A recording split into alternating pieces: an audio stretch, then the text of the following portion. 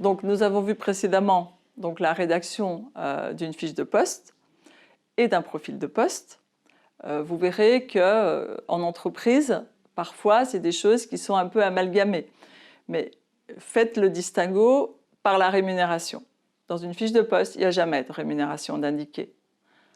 Par contre, dans une fiche de profil, vous pouvez mettre des conditions d'embauche, des conditions de travail et une rémunération. Ça vous permettra de différencier. Une fois que vous avez ce document qui est prêt, que vous avez ciblé comment vous voulez faire votre recrutement, vous allez pouvoir rédiger l'offre. Donc l'offre, elle doit contenir succinctement les missions qui sont décrites dans la fiche de poste et aussi les éléments que vous avez ajoutés dans le profil de poste.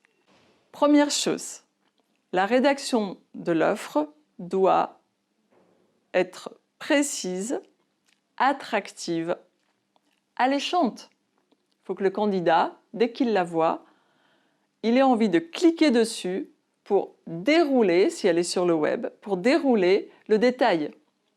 Donc, je ne sais pas si vous avez déjà regardé des offres sur Pôle emploi, vous n'avez que 2 phrases en haut.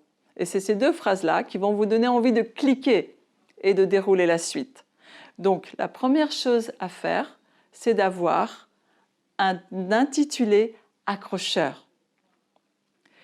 Ensuite, de présenter l'entreprise succinctement, de présenter les missions de manière succincte également, la formation, les compétences requises à la suite, le profil, la rémunération, le type de contrat et qu'est-ce que la date limite de dépôt de candidature, qu'est-ce que vous souhaitez recevoir, une lettre manuscrite, une lettre de motivation numérique, un CV et à qui doit l'envoyer le candidat et vous devez impérativement dater votre offre d'emploi. Si elle n'est pas datée, vous êtes dans l'illégalité. La publication d'une offre d'emploi est assujettie à une réglementation qui est précise. Elle doit être datée et l'employeur qui propose l'offre doit être connu. Lorsqu'il n'est pas stipulé dans l'offre, qu'il ne se fait pas connaître dans l'offre, dans tous les cas, que ce soit un cabinet de recrutement, que ce soit un site web, que ce soit un journal, il a la connaissance et les coordonnées de l'employeur.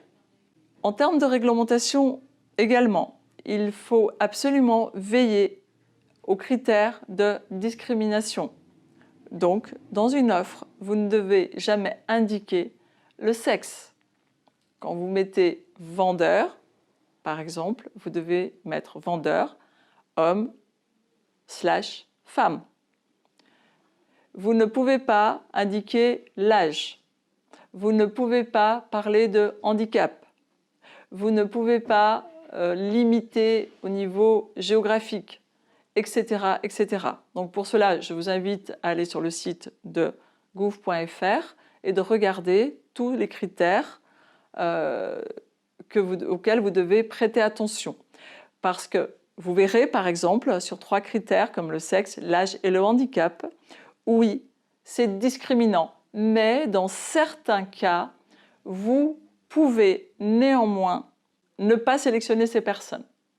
Par exemple, si un métier est typiquement fait pour une femme ou un homme ne peut pas occuper ce poste-là, on aura le droit, sans tomber sous le coup de la loi de discrimination. Par exemple, si vous souhaitez recruter une vendeuse en lingerie féminine, vous aurez le droit de stipuler que c'est une vendeuse et non un vendeur.